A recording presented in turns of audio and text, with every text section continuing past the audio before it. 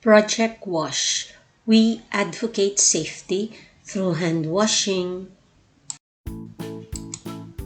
Teachers provide hand washing facilities in each classroom. To ensure the safety of children in limited face-to-face classes, they must wash their hands before entering the classroom, as well as before recess and dismissal. How does honesty fit in? By following the protocol even no one is seeing them. What about time consciousness? By keeping track of wash hours. We love our watch kids.